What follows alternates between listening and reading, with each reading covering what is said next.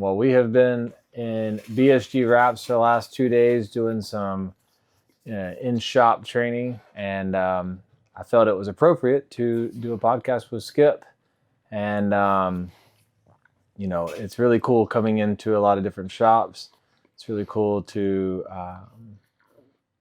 humanize the growth that it takes. It's a lot of pressure and pain and everything that it takes to actually grow and scale a wrap shop. And Skip's been in the game for how long? About 23 years. 23 years in total at this point. And, I think there's a lot to learn from the wisdom of somebody that's been in the game for a long time, as well as there are things right now that are changing. Our industry is growing faster than ever.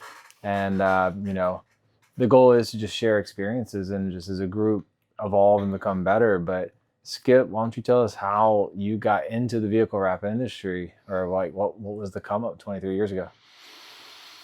Well, I went out of high school and I went to the Art Institute of Philadelphia. And so, coming out of high school, I knew that I just loved doing art and stuff and work. Yeah, and I did a lot of drawing and stuff, and I always loved cars. Mm-hmm. So for so many years, cars wasn't even part of the equation. I just loved cars. And I knew that at some point I would want to work within cars. And I worked for Coors for, 3-4 years.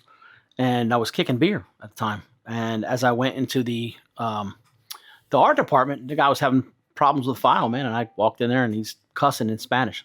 I'm like, what's wrong? He's like, I can't get this file to do such and such. And I walked in there and, oh, man, you just got to do this. He was like, what the hell are you doing kicking beer? And I'm like, that's what they hired me for. I'm like, not anymore. So he got me into the art department, and I worked there for a couple of years. And then kind of learned a lot about, weeding and taping and banners and all that good stuff, dropping full color pop files and rolling inkjet printers at the time. And, at the time, it was great, but then at some point it just didn't work out, and I moved on. So I started doing my own thing when I left there, and did a lot of apartment complex signs, like 3 bedrooms, 2 baths, heated pool, things like that, where they stick it out the road as you're driving by to attract people to come to it. But I quickly found out that, marketing to those people, I'd go in and, man, the girls would move. That business has a lot of turn. So the girls would move from different apartment complex to apartment complex. So at some point I kind of pinpointed in on the fact that if I walked in there and offered to buy them pizza and lunch, if they directed me to somebody else, man, I know such and such over here and I know such and such over there. And that worked out really well for marketing. But that industry it's slow pay. It's 2 weeks to a month. And that's tough to do when you're starting out. It's waiting, to get your money for two weeks to a month. So I got my tax refund one year, and man, at the time, Fellers was kind of brand new and they were doing the whole vehicle wrap training thing. And I remember driving 6 hours up to Tulsa, listening to Zig Ziglar the entire way. I got through the whole CD all the way up there to when I got to Tulsa, and learned how to do vehicle wraps. And basically, was cool when I came back I had a couple guys that we were working together at the time. I came back and trained those guys how to do vehicle wraps. And man, I just found my first vehicle wrap that I did just the other day. And I'm going to share that with you at some point so you can splice that into this. Okay. But it is horrific. I mean, it's less than terrible, bro. And, but the install was fine. It looked great, but my design skills were just not there. And so it was one of those where you just did too much and put too many things in too many places, and it just looked like a just big jumbled mess. Anyway, from there, we were in a small little location that we had one bay, and dude called me up one day and said, "Hey, do you guys do bass boats?" And I was like, "I guess we can do bass boats." And so I think I charged him $1,000 for a bass boat, and it happened to be one of these Bass Cats that has the console that has all the different stuff and gauges and things. And I went so overboard on that boat, man. I never done a boat before, so I asked the guys that were doing it for. I said, "Hey, man, do you guys normally wrap down underneath the console down here and down to the floor?" And they're like, "Oh yeah, you sure do." And I'm like, "Fuckers, you do now." Yeah. And so I went ahead and made a template with transfer tape of the gauge pods, And then of course I put that on a piece of vinyl and cut everything, had to pre-cut everything. Man, it was a tits install. It was awesome. Did consoles and everything. And kind of cut my teeth on doing boats at the time. Because if you can do complex contours on some of those boat consoles and fenders, Rangers in particular, the backs of Skeeters have these big pontoons back there. If you can do that, you can do just about anything. So, we did that for a few years and we got into doing bass boats. And I mean, we've had to have done 600 to 1,000 bass boats at this point. And the Texas Fishing Forum was big. So it was one of those, just blogger sites where you go in there and you had a bunch of different lines of groups that you can go into and talk about different stuff. And I'd go into the bass boat deals all the time and just comment, leave my information. Somebody looking for a bass boat, da da da. And so for the longest time, I was the guy in that thing that people would come to and go see Skip, he'll take care of you, And so Brian Clark was one of the guys that was in that forum. And I must have, to this point, I've probably done 8 or 9 boats for the guy. But one of the first boats we did for him was a Skeeter, and he wanted flames up to the deal. And I'm telling you, I was broke as a joke at that time. And we did this bass boat. I think I charged him $1,800, $2,200 at the time. It was a while ago. And he came to pick it up and he goes, man, I love it. I love it. I just, God, I really wish I'd have, and I know the proof was like this and I know this and that. He goes, I wish I'd have went all the way past the console with the flames.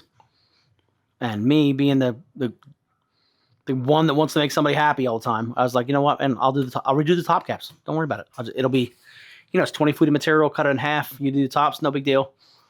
So we redid it. And, this dude wound up being one of my biggest dudes that told everybody about us. He wound up telling this Benjamin Franklin and different companies that we've done business with that we existed and wound up being one of the catalysts at the time for helping me get bigger fleet business, which was awesome.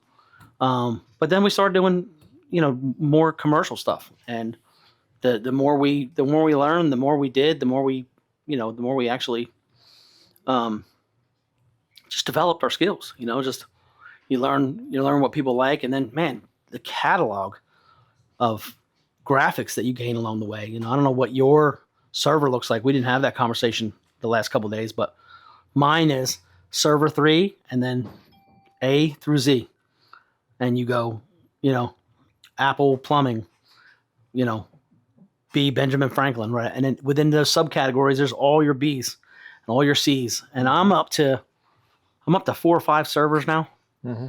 And just tons and tons and tons. And so I've got stuff all the way back from 15 years ago that, people go, you still have those files? I still have those files. Oh, we got this and that. Anyway, but it'll always so shocking how big those files get and how often you got to update them. I think I wasn't even 4 or 5 years ago, we put 3 8 terabyte deals in there. Yeah. And they're already full. We just updated again, went to 26 terabyte times 3. And those things are getting really expensive because of crypto. But anyway, as far as locations, man, we went from my guest bedroom to my house, in my house to my garage in my house. And then my buddy had an insurance company. We went to the back of his insurance company. They had this big warehouse. Worked out of the back of that, and then moved over to Vickery in Benbrook, where it was like 900 square foot. And I thought it was the scariest thing to move from 900 square foot to 1,500 square foot. And that went from, I don't know, it was like $400 or $500 a month to I don't know, like $1,200 a month with electricity bills. And I'm like, God, how am I going to do this? So I make the leap, right? And then you get into that bigger building and you just start growing into it. You know what I mean? And then at that point we were off of Benbrook Boulevard in Benbrook. And then we went from there all the way over to Beach Street in Haltom City, which was a good 20 minutes away from my house in Benbrook. And that went to 4,500 square foot. And I'm 26, at this point we're at $2,600 a month. And I'm like, how the hell am I going to get another $1,000 a month to make this work? And it was right on the highway. It was awesome. Then we leaped from there down the street to Eden because we were leaving that location and turned into 15,000 square foot. And just so happened we met the right guy that owned the building, and I think it was, I don't know, $3,200 a month, something like that, for 15,000 square foot. It was awesome. We had to fix it up a little bit, but it was awesome to have. It was like having a big, Rob Dyrdek on MTV. Yeah, stupid. There had basketball nets everywhere and just dumb stuff everywhere. That was Eden for us, man. We had Kids learn how to ride their bikes inside there. We had part of the back corner restoring my classic cars. Couldn't air condition it because it was so damn big. Right. But it was cool to have that go on. I remember buying a Scarlet McCall. Thought it was the coolest thing, and put it out on a cage. And the lady swore to God to me that she clipped the wings, and I stuck it up on the top of the cage. And one of my installers came by and poked it. Wouldn't tell me about it. I'd see it on the camera later. Came by and poked it with one of a squeegee or something, and it flew off and over this tree that was bigger than you can even think of. But it flew away, and I couldn't imagine, bro, that $1,500 bird flying out that thing. It was like, again, back then, that was so much money to me. I was just like, oh my God, what am I gonna, that's terrible. And then of course, 2 days later, I thought to myself, what the hell's that bird eating? I bet it's dead by now, like, poor thing. But yeah, we moved from there, and then had a couple really bad partners that took advantage of me. I had the best intentions for everything, but partners are tough.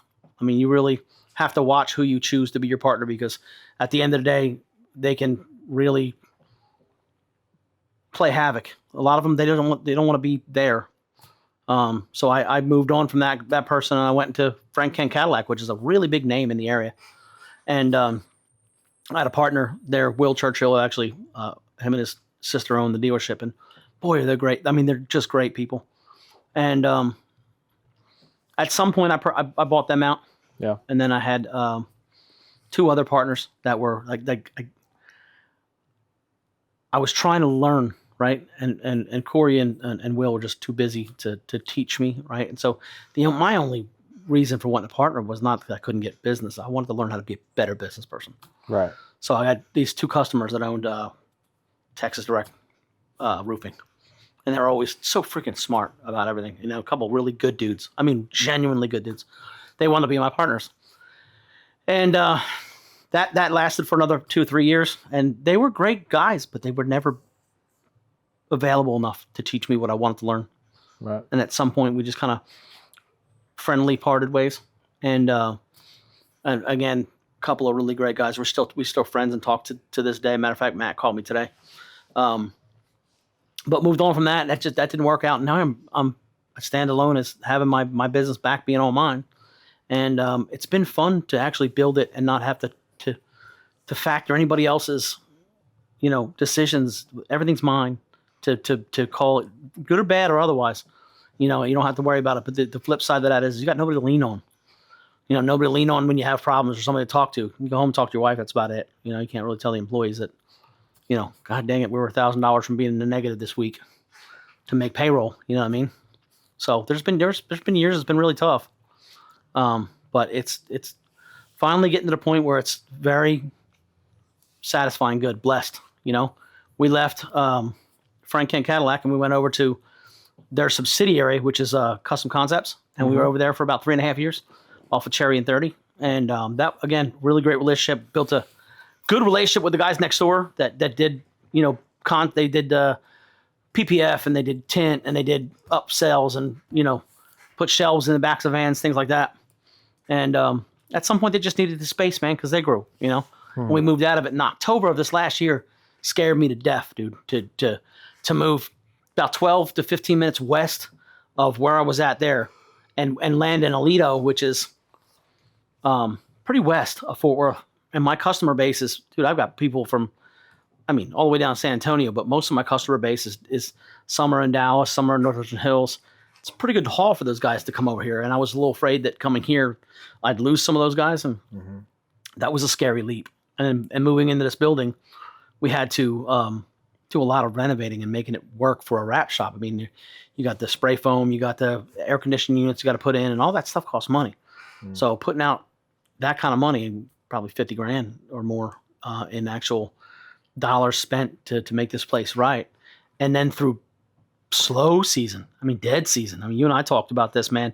January was murder in the wrap industry, man. It was $30,000 less a month, man. It was terrible. And so spending all that cash to go to move in here and get everything settled, and then moving into that in this building and getting it to the way we wanted it. It's still not perfect the way we wanted it, man, but we're finally to the point where we're integrating into the society around here, and we are finally meeting people that are telling people about, we're here. They're finding that there's a wrap shop that's this good right here.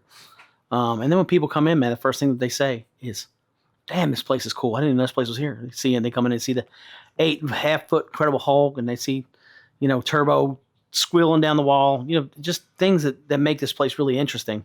And that really just comes from years of collecting stupid shit that my wife wouldn't let me put in the house. She'd basically say, where the hell are you going to put that at? And I'm like, the shop. That's what you're going to say. You can't say I can't put it in the shop, right? Right. So it was really good. But my wife's been a blessing through everything, man. Oddly enough, dude, Tuesday is going to be 25 years that we're going to be married. And for me, that's a big one, dude. That's a really big one. I can't believe that somebody's put up with my shit for 25 years. And at the end of the day, the good and the bad, she's the one that's got her head, square on the desk, making sure everything's done and that our feet are on the ground and my head's in the clouds. Right. And I'm the guy that's, I want to do bigger things. I want to do more stuff. And it's never enough for me. And it's not about greed. And it's not about anything else. It's just about, my wife had said to me many years back, man, maybe 10 years back, she heard this Miley Cyrus, The Climb. And she heard this song and she said, man, this reminds me of you. And that song just describes how it's about the climb to it and the challenge to get there. Right. And that's been what this whole thing's been. It's been a lot of ups and downs, but it's been a lot of fun. That's a pretty quick version of the long story.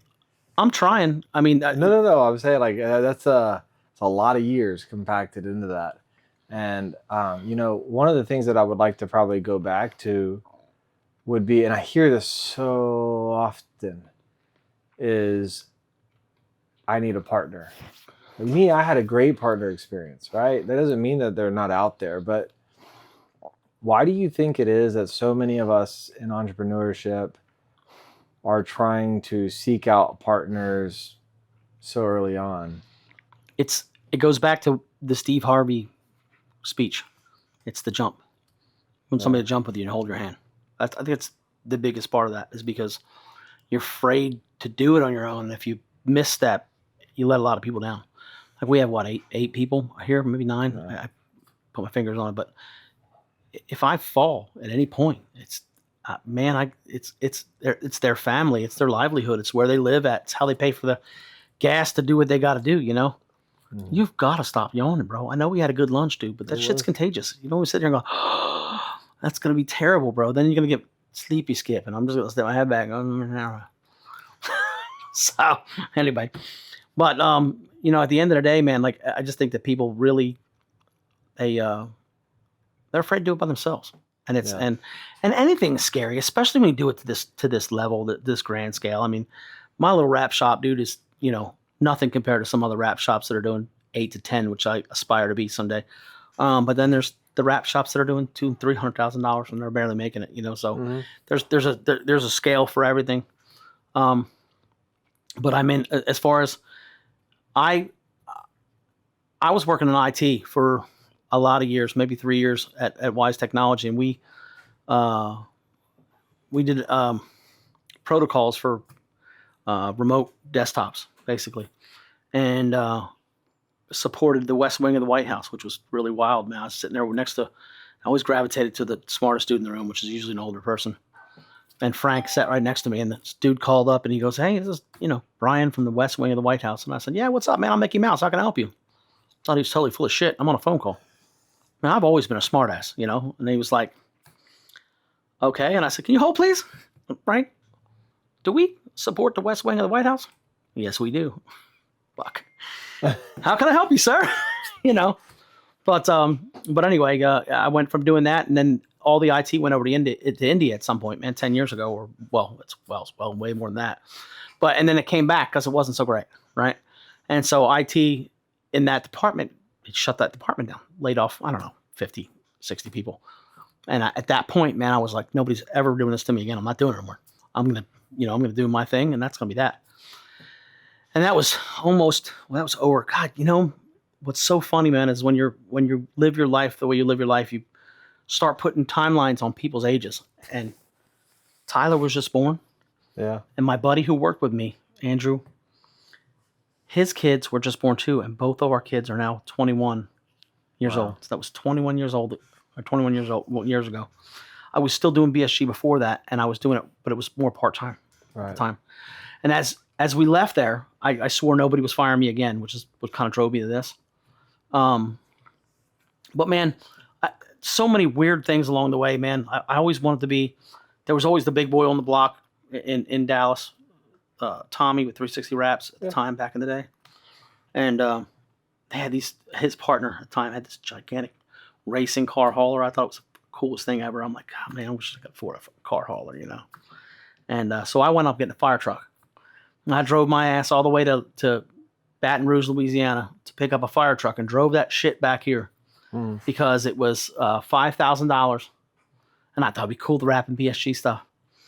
And I wound up calling two of my customers and saying, give me $2,500 a piece and I'll put your logo on it for 2 years. And all the shit I do to it, you'll get all the benefits, and both of them without even thought. Man, they knew who I was and the kind of stuff, some stuff I've been up to. So they gave it to me. So I went with literally, I didn't have no more than $5,000. I drove to Louisiana, picked that thing up, and drove it back here. I had that thing for years, man. In the first 6 months, I put a hot tub in it with a 3-foot waterfall. Took it to Rednecks with Paychecks, dude. We put a grill on it that was 8 foot wide that we could cook 100 hot dogs on, dude. We were gonna feed homeless people with it. So we had all kinds of crazy grand plans. I stuck the canisters on the side. There was 3 compartments. Pulled the canisters holders out of it, put 3 3D TVs in it with game systems and shit. We would take it to the school fall festivals and shit. Of course, Mario from our shop here was sitting on top. It was the coolest thing ever. And one day I was sitting in the shop, customer walked in and he was like, how much for the fire truck? And without a blink, I went, 25 grand, because that sounded like a lot of money to me at the time. Like, 25 grand? He's like, I got you. Wrote me a check. I don't know, man. A year and a half went by. He never came back for it. So I called him on the phone. Hey, you gonna come get this fire truck, man? Because it's just sitting here. And tires are getting, dry rotted. You're gonna have to do something with it. You're gonna probably have to put $1,500 in tires in it soon if you're not careful. Blah, blah, blah, blah, blah. He goes, I'll tell you what I'll do. I want to sell it back to you for $1. My guy was wealthy as wealthy can be. I'll sell it back to you for $1. How's that sound? I said, how's that sound? Shit, let's go.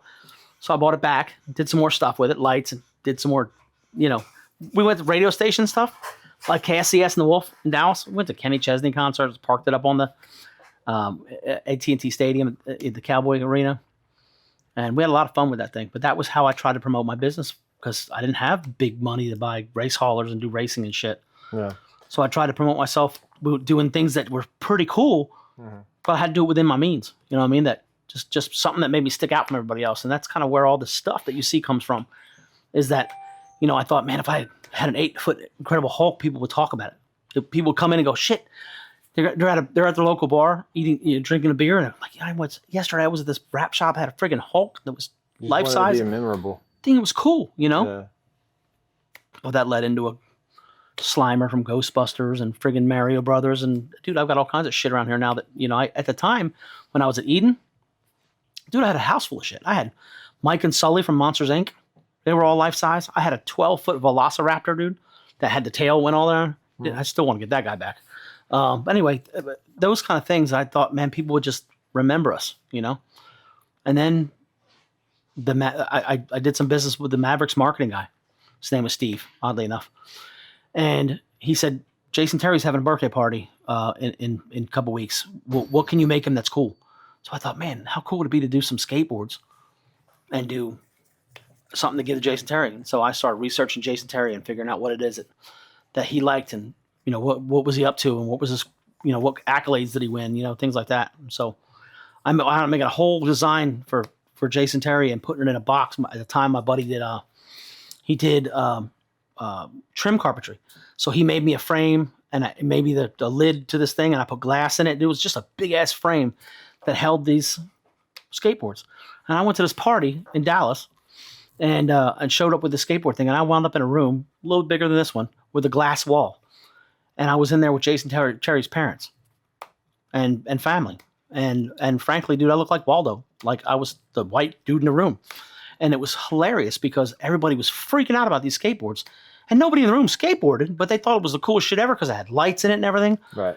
And I started getting invited to everybody's damn parties. At that point, it was I went to Des Bryant's party, and then I went to Terrell Owens' party. I mean, it was just nuts. We went to all these different crazy parties. And I remember one party, my wife was doing shots with Ludacris, dude, with the Zebra Club dancers, dude. And they're all shaping their asses right. It was the wildest shit ever. And on stage, they're giving the key to the city to Des Bryant. And I'm there, and my wife's backstage with these Zebra dancers, and they're doing shots with Ludacris, bro. It's like stories like you're like, how did I get here, dude? Like, this is freaking Ludacris, man, you know? And but we've been blessed to do a lot of really cool things. And I thought to myself, man, I want to try to do something else. So I stepped into country music stuff. I did Kenny Chesney's guitar, and I took it up to we always went to his concerts, and I went to actually take a guitar to the show, and AT&T Stadium won't let me bring it inside. Really? So I turned around and I went over to the radio station and I said, listen, you know, I'm just a giver by heart, right? I went to the radio station and I said, hey, give this to somebody who would love it. You know, I mean, I don't feel like taking it back to my car. Just, you can give it away to somebody. Just make sure you give it away to somebody.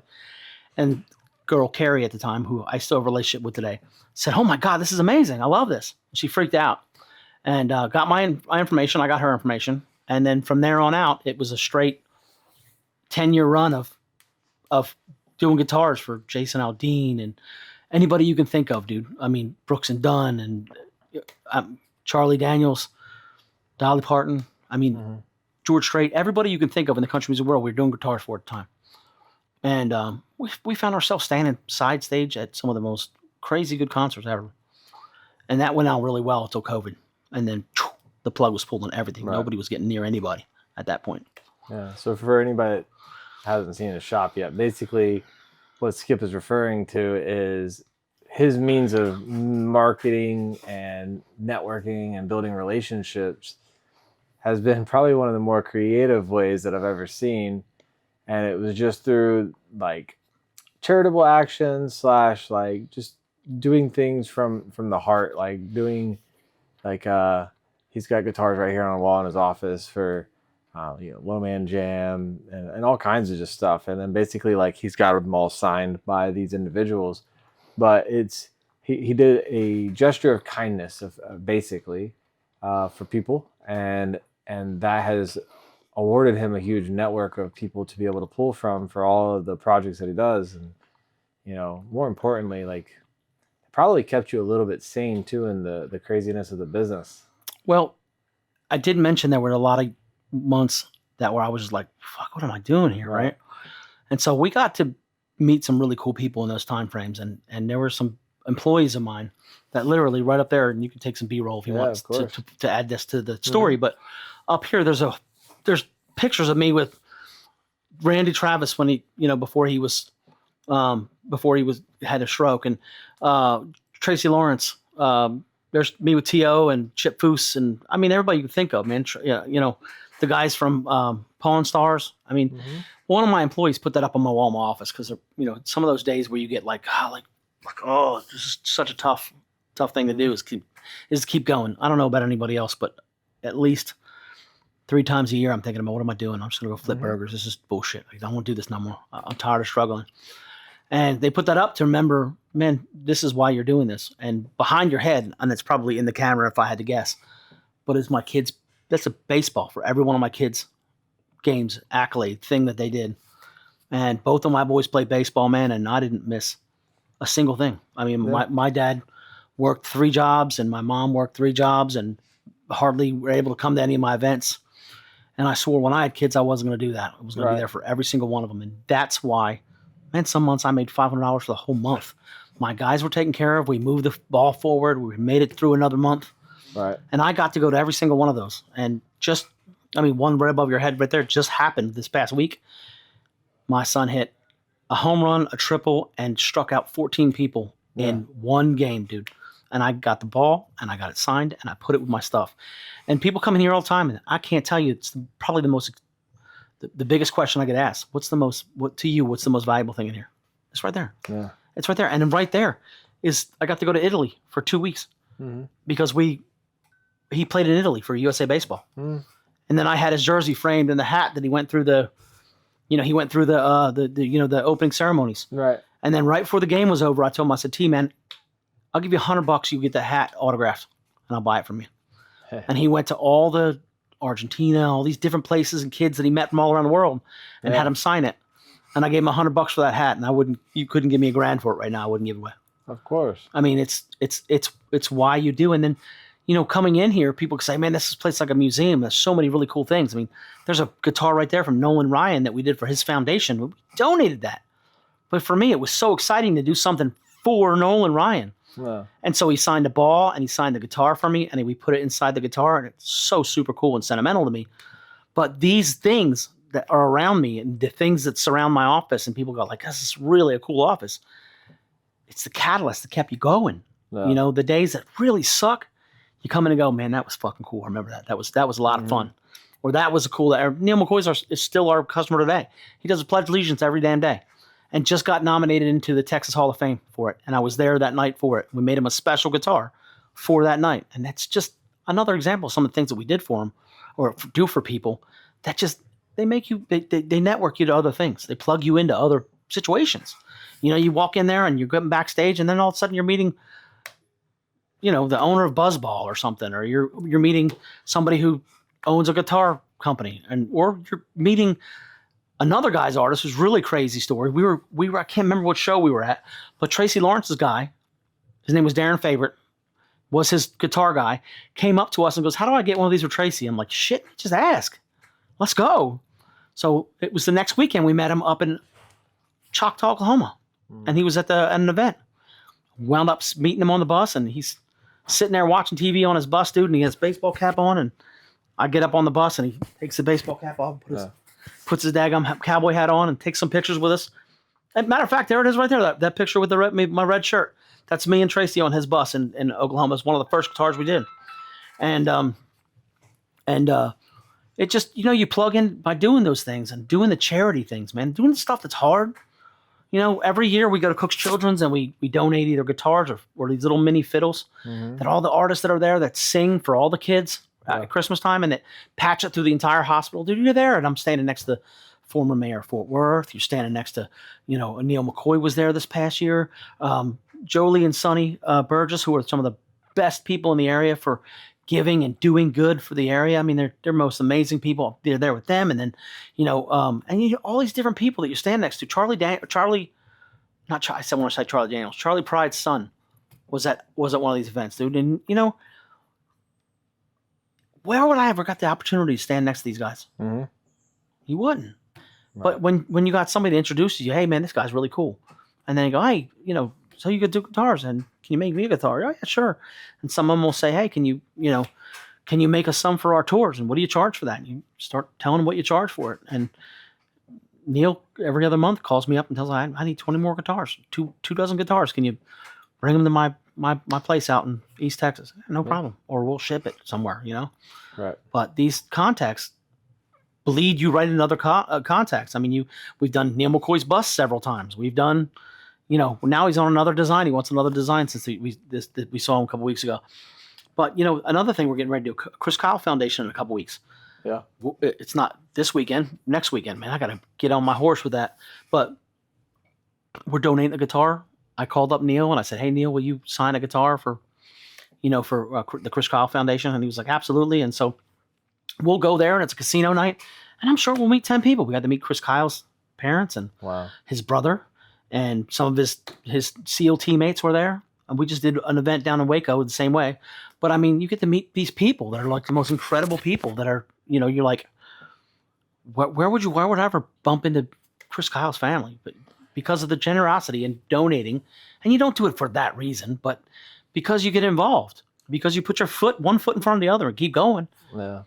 I think what's interesting about everything that you're saying is, so a lot of people, like, whether you're religious or not, one of the main functions of tithing, the 10%, the one of the main traits of that is the act of abundance. That if I give this away, like, this is 10% of everything that I have, I give this away knowing that, I'm doing a good deed, but I'm also not being, my relationship with money is a little bit more loose. Whereas the people who grip onto it seem to be the one who always stay in hustle mode, always stay where they never really make progress. And so being charitable, and whether it's tithing, charity, donations, acts of kindness, uh, whatever it may be, I actually think it makes you understand money in regards to leveraging it as a tool. Like your time and actions are kind of just being levered as a tool that are going to get you some. It's not that you're doing it to get something at the time, but that if I put enough out there, that it's going to circulate and come back full circle. Like you just, it always does. And I've heard there's been a couple of stories where you've had employees on your team that they were in a situation and you helped them with that situation. And I think if you weren't as charitable as you were, then I think you would still be the same type of character. But I think that some people who aren't like that aren't as quick to give, per se. So I think that's why you're so quick to give and why you're so quick to do for people, is because it's just a motor skill at this point. Like, it's just like, let's go. It's another day. Yeah, I'll tell you that my employees will tell you that I'll give you a shirt off my back. I mean, like Angie and her sister, they both work here, and I sent them this past week to go to. We've been talking about how much they love the Wizard of Oz forever, and I came back from SEMA with my wife and said, "Man, this Wizard of Oz thing they have at the Sphere is amazing." And I said, "You got to go see it." And of course, they kept, "Yeah, we'll go. And at some point, we did a big job. We all hustled really hard, and I said, "You know what? Let me go." I said, "Do me a favor, you, Tabby, plan y'all a trip, and let me know what it costs. I got you." And they went. And it's been a hard couple of days not having them around, because they do a lot around here, dude. And it's been 3 days, and you've seen it, bro. The phone rings, and but they had so much fun, dude. And what's crazy is, before they left, I bought 2 apples from eBay, because I was there, I never caught an apple, I never got close to one. I thought, man, I'm gonna buy them apples so they can remember it by. And while they were there yesterday, they caught an apple. And they were like, "This is your apple. We're bringing this apple back to you." And Tabby actually says she cried. She was so excited to see this thing. So, but man, I always find that no matter what you do for somebody or some entity, it always comes back to you at least double. I mean, and it's not the reason for it. It's almost, and it's the selfish reason for it. It's almost, man, that I like the way it makes me feel. Right. I mean, forgetting what it does for everybody else, which is a really good thing. And I love that. But bro, I love the feeling of helping somebody. It makes me feel like, I've done the right thing. You know what I mean? And I dig that. I really do. What were some of the biggest hurdles? Your business has grown a lot. What's been probably the most painful thing that you've had to overcome so far? I can tell you the easy question on that one is, and it's not even a close second. I had a general manager one time, and the general manager, before he left, he said, "Man, I took care of the first quarter of whatever year it was." And he did. He took care of it, but he didn't pay the bill. He filed for the comptroller, Texas comptroller, and he filed the bill, filed all the paperwork, but he didn't pay the bill. And I didn't know. He said he took care of it, so I thought it was taken care of. One day, 2 sheriff's officers at Beach Street, 2 sheriff's officers rolled up. Another car rolled up. Another car rolled up. Comptroller lady got out. Lawyer got out with a laptop, and 2 sheriff's officers. They walked into my place, and it was for $2,500 measly ass dollars. And they said, "Man, you owe this," and it's been, I don't know, however many months it was. But they said, and it hadn't even been another quarter, so that's how quick it happened.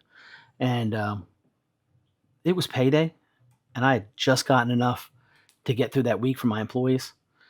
And I had a $2,200 check or $2,100 check in my pocket for a deposit, half down on a wrap at the time. And they said, what can you give us? What do you have now? And I'm like, I just have this check in my pocket. I literally had to sign it over to these people. And bro, I went into the bathroom. I was like, I'll be right back. I went into the bathroom, and I cried. I literally cried. And I tried to suck it up and come out and pretend that I wasn't in the bathroom crying, because I was so frustrated. trying so hard to make things work, and then this thing comes and punches me in the face. Mm-hmm. And I'm sat at my desk, this is awesome. I had my shit everywhere. There was some stuff hanging up on the wall. And the lady was telling me, that's a really nice office. She's trying to cheer me up. And she goes, sweetheart, don't get upset. She says, it's just money. It'll be okay. You're not here to arrest you. But they were marking the exits. They were writing shit down. And they said the next time they had to come up here, it was $24 an hour or something like that, man. Yeah. Seriously? You'll mark off the exits like you're gonna liquidate my assets for $2,400?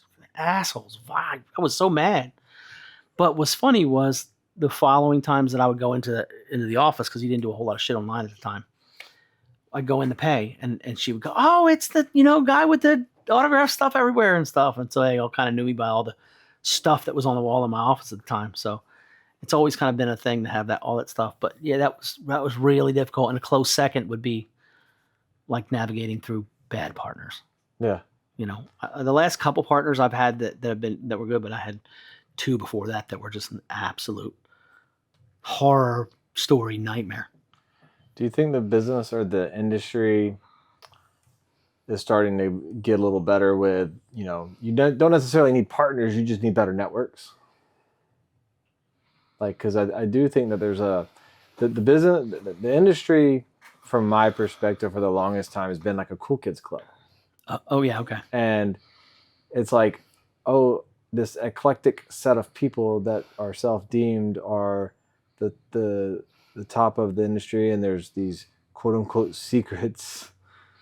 Like, there's nothing under this sun that's new. That's what I always thought was funny, was when I got into business, so many people especially in Texas, I can't speak for anywhere else, but we're like, how can I help you? How can I give you the information? And I'm like, seriously? Or like, you're going to help me? You're going to give me information on how to do this, this, that, and the other thing? Yeah. And it was so wild how nice people were in Texas. And I learned that in our industry, as long as you don't screw people, man, it's a pretty tight industry. I met a lot of people in this industry, and they're all so easy to get along with and giving. There are a couple that you just shake your head at, because I don't know why they ask. Yeah, there's some people in my area for some reason that don't like me, and they don't even know me. There's owners of other rap shops I've never even met that I get people walk through my door and go like, dude, that guy can't stand you. And I'm like, I don't understand what the hell. I've never met that dude.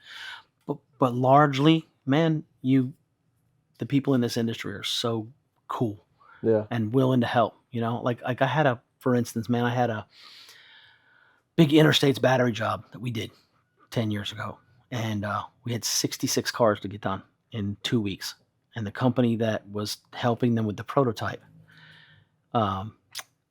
didn't choose to get the job or whatever it was, and thank goodness, because I got the job. But it was a big ask to get 66 cars done in 2 weeks, man. It was it fell right around SEMA, and I went to SEMA because I already had all my stuff in order. Now, my shop was running and doing its thing. I depended on them to do it, and my general manager at the time was freaking out, bro. I mean, he's like, we got 2 weeks left to get this stuff done. Mm-hmm. He was freaking out. So we're one weekend, SEMA's 4 days, and I flew home after SEMA, and we had about I don't know, maybe it was a little over 2 weeks that we had to do it, and it was a little over a week and a half left by the time I got back from SEMA, is what it equated to. And I made some phone calls. Robbie and Dean from Rap Experts, which is a company east of Dallas. Those dudes have always been so helpful. Yeah. They're such good dudes too, man. But anyway, I called those dudes up, and they made some phone calls for us. And man, before I knew it, I had 5 teams of dudes. Baby Huey up in Oklahoma. I don't know if you know who that is. Yeah. That dude's a fucking legend. Like, that dude's a machine, savage. Bro. Like, he's dropping shit on buildings like, forget about it. You know? And so that he's a good friend, bro. We've had dinner and he's a grumpy little guy, but he's not grumpy. You need to know who he is. I jokingly call him grumpy. He will straight tell you how the hell it is in a heartbeat, bro. And people miscue him because of that, man. But he's a hell of a cool dude, bro. And but he was, man, at some point he was dropping whole tractor trailers in like 2.5 hours. Man, like, how the fuck does anybody do that shit? Fast. Well, like unlaminated too. He's one of the reasons we do the reason we do the shit we had today, man. Like he taught us Hey man, how do you do that, bro? And he sends you a video. Hey man, no problem, man. He's always there, Yeah. and now he's doing it with his son, which is awesome. I think that's fantastic. Yeah. And but again, he was one of those guys, and this motherfucker shows up with a strapped on piece of machinery here that they built, and it had a rubber roller. He's doing a car by himself. Robbie and Dean are right next to him, and they're racing through their cars. And Baby Huey's fucking kicking their asses, and there's two of them, and Robbie and Dean are like, fuck is, and he's got this roller, and he's going, and he's dropping vinyl, and just kicking two dudes' asses that are pretty badass to begin with. And anyway, long story short, dude, these dudes all showed up to bail me out of 66 cars, and the only fucked up part was I had my entire team there to get this job done, and they weren't getting the job done, so I had to bring in freelancers, which costs more money. Well, then the freelancers showed up and told my employees what they were making, and I was so pissed off because then now they were like, well, we're not going to work unless we get what they work. And I'm like, you fucker. Like, so I wound up not making near what I was going to make because I had to call them back up because they didn't do their job properly. Yeah. Not that they could or couldn't. They just kind of underestimated the amount of work, right? It wasn't that they were sandbagging. But yeah, dude, they all got out there, did their smoke breaks and talking to each other and shit. And I was like, oh, dude. And so I ultimately we got the job done. It was really cool. And then that's another situation, man, where we took on a big job that we had to really swing hard for the fences to get it done. But then when we were done, we got to stand next to fucking Joe Gibbs at Texas Motor Speedway, dude, and take pictures with the cars. And, because he was part of the Interstates battery team because he was the race team was sponsored by Interstates. And anyway, super cool situation when it was all done. But man, to get there was just like stressful, dude, just so stressful. But there's just about nothing I wouldn't do to if I tell customers something's going to happen. There's almost nothing I wouldn't do to make that happen because it's my reputation, and my reputation's not for sale for shit. And so if anybody tells, that's how if you go on anybody's feedback, yours or mine, you got these fake friggin' stories. There's a negative feedback on mine on Google that says they walked in and told me their idea, and I started yelling at them how much stupid it was. Bro, I have a fucking horse in my bay. I'm rapping. I mean, come on, bro. You didn't think that was stupid. Stupid, right? Like, what? I don't want this horse here, right? But we figured out that we're going to paint the base, and then we're going to do some overlays, and then we're going to make that work. But nobody's going to walk through my door and go, yeah, hey, listen, I've got a Mini Cooper, and I want to wrap the roof in elephants. I'll be like, square footage, dude. I don't give a shit. Like, no, elephants are awesome. I love Arrow. That's been my answer. But damn right well when you go to my feedback and see shit like that, well, he yelled at us or he told us our thing was stupid or, come on, bro, that's not happening, dude. Yeah. And my favorite part of the whole deal is a customer's reaction. Yeah. I mean, I'll get anything. I mean, yesterday when I had Footworks from Benbrook, they were here and picked up yesterday. I was so excited that she came herself to pick up their box truck, and she was just smiling from ear to ear, was super happy, and it made me super happy, matching the energy, dude. I was just like, it was awesome. But it's my favorite part is actually seeing people be happy. I'll do what I got to do to make somebody happy if they're not happy. Absolutely. I actually, I was watching you.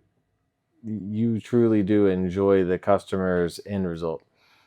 You're like a kid in the candy shop whenever they're checking it out and like it's their dream, and you kind of made that into like a reality. Like, you have an abundance of energy. That's the reason why I'm yawning. You've exhausted me these last 2 days. You have more energy than more people that I know. That's funny. But how much, or what's the end goal for you in the rap industry? The end of the line. What's the end of the line? The stop of the railroad tracks, right at the end. Is that what you're asking? No, like what are you looking to? Well, where would I like to take the company to? Yeah, where are you taking the company to? If it is, you're gonna maybe sell it. What are you gonna do in the future? We've kind of talked about some of your like dreams, like what you considered to be like a dream job, but what's the end goal for you? Like what's the drive? What's the vision for the future? Man, I would tell you that I think it would be there's a split in the railroad tracks. Okay. It depends on which side we're on. This side, if I stayed with it, I'd love to have my boys take over the business, work together, and build this thing. It'd be super cool. and kind of get old and pass it on to them, you know, give them $2-3 million business that continue to build. Maybe they do it better than I did. Yep. But, the flip side of that is if that doesn't happen, and, then having 2 or 3 locations and having somebody come in and go, hey man, what do you take for the place? And then for me, like I told you, that song, The Climb, I would take that money and go find something else to do. Mm-hmm. Like right now we have my brand Texas Soul, which is, I love it. And we're doing some other brands that are clothing and hat brands. And it's about the building. It's just so much fun to actually build something from nothing. Mm-hmm. So many people would have 10 ideas and maybe pull the trigger on one, if any at all. I'm the guy that has 10 ideas and I'll pull the trigger on 6 or 7 of them damn things. And they may all of them fall. But bro, that's like taking 10 at bats at the plate. And one of them, you can hit something somewhere. Yeah. You know what I mean? And whether it's a double or triple or a home run. I enjoy the and the more you learn about being a business and the more comfortable you are about starting a business, it's like, this is cool. Let's make a left turn. Let's do this. Like our wrap shop now is, we're going to start doing Intoxilocks. We're going to start doing, these breathalyzers if somebody gets in trouble. And that's only because somebody made a suggestion that there's a shop that's a symbiotic relationship that's, that's doing it and doing pretty well with it. I'm like, man, that's a pretty cool idea. Let's try that. And of course you got to get okayed by the state. You got to do, all kinds of different stuff to make it happen. But, and it's not like vehicle wrap money or, upfitting money, but it's enough to start, if you can get a couple of them going, to pay the bills. And what if I could do $5,000 on that stuff that takes care of most of my rent? You know what I'm saying? So, but it wasn't scary to start that. It was like, okay, let's try this. And what do I need to make it happen? A, B, C, D. And so I'd love to pass that knowledge on. My son goes to Arkansas now. And I'd love to pass that knowledge down to him and actually teach him everything that in hyperspeed, dude. If I could give that knowledge to my kids, bro, I did this, don't do that. Here's why. Here's the thing I tripped over. Make sure you do this. What about that, bro? And they could go so much farther than I did because their learning curves fuckload less. Right. Most of my career in 20 plus years was just stumbling like a friggin' giraffe that just popped out of its mom, bro. It's like, was just stumbling until I actually could figure out how to, and to some extent, bro, you still struggle, man. We talked about January sucking, but at the end of the day, if you stack that money away and you plan for the future and you plan for these problems, then it's not that big a deal. And money's like the only thing I stress about. Everything else is, a plane could crash into this place and I'll be like, okay, well, let's call the insurance company. We're going to figure it out, Yeah. But dude, the money and stupid little shit that happens, man, it infuriates me, dude. Like, I want to make sure that I'm fine. I mean, that's why you and I talked about, if I have a classic car or something, or keep things that are expensive. Now, if something happens, man, I'm able to liquidate something like that and right the ship, for lack of a better term. But, I always try to have a backup for a backup. And it's probably the realest thing you're gonna hear me say from a business standpoint is always have a backup for a backup, dude. I mean, so, but yeah, ultimately, man, I'd love to take it to a place where it's a family thing that passes on, and I'd really love it to be super successful before I pass it on, so they don't have to struggle about it like I did. Mm-hmm. But they've got to, I want them to learn how to do it from like I did, which is, learn how to do so they know what they're looking at, bro. You don't know what you're looking at if you didn't design it. Right? Yeah. You don't know what you're looking at if you're out there, you haven't been out there installing. I always said for years, dude, if you haven't installed a vehicle wrap, you can't design a vehicle wrap. Yeah. It's just my 2 cents. Right. Because so many people will wrap something over a hood from a fender or something. It's like, man, how pain in the balls that is to make that line up, dude. Like, or people will forget a gas cap, and something will fall right into something that goes into a fender, or they won't take into consideration the little plastic trim around the, a bed of a truck, right? Yeah. And then they put everything too close to it, that runs into that and it gets cut off because you can't wrap that trim piece, right? Just there's so many things that I would want them to learn how to do first. Yeah. So that when they cross these bridges, they know what it looks like. You know what I'm saying? I can't tell that guy's doing it wrong out there if if it was me. Right. I can't tell you how many years, bro, that I did installs and everything from printing, and then me and my guy would laminate it, and then we would take it out and install it. And it was just a couple of us, you know what I mean? Right. I can't tell you how many years. And then you start hiring these young bucks, bro, that think they can install, and they're badass. And they start telling you what you can and can't do. That's not possible. And I remember a couple times where I'm like, I'll tell you what, I'll bet you your entire paycheck that I will come out of this office, go out in that bay, and smoke your ass in installing that thing. And some of them were like, all right, bet, let's go, old man. All right, bitch, let's go. So that's happened, bro. I promise you. But at the end of the day, like, I don't do any installs now, you know, just I'm too busy. I mean, I can't even shake some of the shit we're up to here, bro. Like it's like now I'm starting to try to use AI to make things faster and market, you know, do market stuff. And it's just, there's so many things to do. The phone rings and you got to cultivate these relationships. And then, you know, ultimately, if you do a good job at what you do and building relationships, everybody wants to talk to Skip. The minute that door opens, it's not, hey, where's Angie so I can get, you know, in on the system. It's, hey, where's my dude Skip at? Like, hey, what's up, man? And then 20 minutes later, you navigate back to whatever it was you were working on. And that's what made it so hard over the years is doing vehicle wraps is design was you get locked in on doing the design and I'm going to get this done. And bam, you know, it hurts to sometimes to try to figure out all that stuff. Well, to close things up, what would you say if you were able to have a conversation right now with 23-year-old ago Skip, as you're older and wiser now, what do you think you would tell that Skip that first year? Man, that's a really good one, dude. There's so many, dude.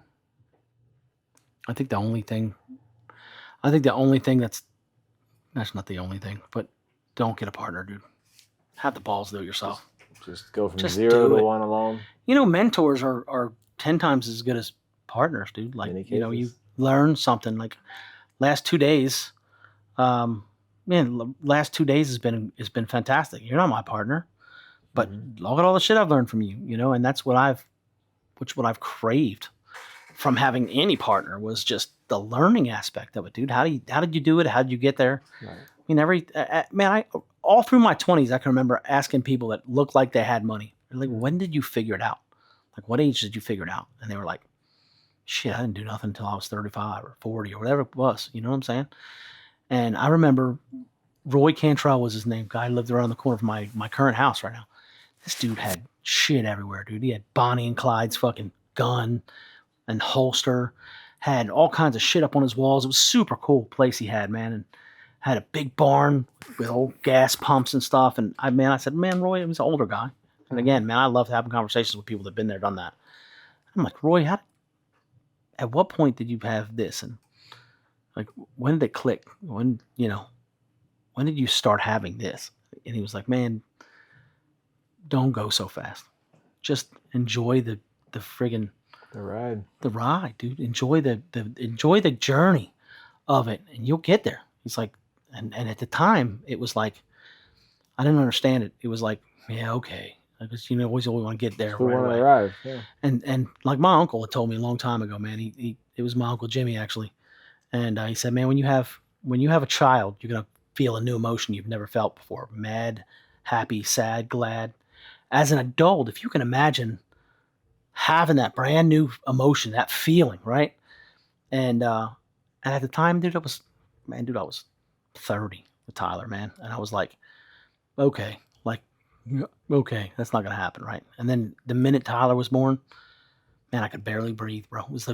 That was like, wow. It was such a moment, bro, for me that I could barely breathe. And I love that kid to this day. I'd lay in front of a fucking train for him. But it was true. 100% of it was true. That it was a new emotion and nothing mattered except that my kids. Nothing. You're going to get me choking up right now, dude. But nothing matters with your kids. And you feel that emotion. And it's just so weird how people that have been there and done that, you know, like business, dude, you don't know until you get there. So many people are want to quick to get to the finish line. None of this is about getting to a finish line, bro. It's just It's a infinite. journey and the relationships that you build along the way. I mean, like it or not, before you leave here, I'm going to give you a big fat hug and thank you. Yeah. But it's about the friends that you make along the way, and it's about the relationships that and the people that you help, and the things that you do. And a buddy of mine, Craig Hutchins, still a friend of mine today, and so funny because he's an older guy too, and he's like, I'm working for you, but I don't need any more friends. And I'm like, you're gonna hug me someday. And we joked about that. And then one day, my grandmother passed, and I went to see her, and it choked me up because my grandmother practically raised me. And I was leaving, and he gave me a hug, and at that very moment, I couldn't do anything but laugh and go, I told you, you're gonna even hug me. Yeah. And to this day, we still talk and we're still friends. But I bring him up because he gave me a book one time that was pretty profound. It was called The Dash, and it's basically a book that explains that nothing matters but the thing between the date that you're born and the time that you die. What everything you do in between is all stuck inside that dash. What's right here, and it's no different in business, bro. Like it's very similar. Whatever you accomplish is what you accomplish. And like a wealthy friend of mine once said, if money didn't matter, and this was during some of my biggest struggles, money didn't matter, what would you do with your life? And I said, man, I would go children's hospital to children's hospital wrapping shit for kids. And I think that would be really cool to still do what I do. Yeah. I'd love to still do what I do for here and just not be here 24/7. I mean, you yourself in that rap academy thing I did, like, what's my perfect day look like? It was a fucking great question for prospective people trying to learn stuff. My perfect day is coming in and not seeing a damn thing I recognize, that I didn't take a phone call on, I didn't design the shit, but it's coming off the printer and it's getting installed, and that's cool, but I had nothing to do with it. That's a perfect day for me. Like, I want the business to run itself. I want to be able to come in and see 5 things that I didn't have shit to do with, and I want to see everybody doing their thing and humming it at 100%. That's a perfect day for me. Awesome. Well, Skip, I appreciate you, sir. Yes, sir. Awesome.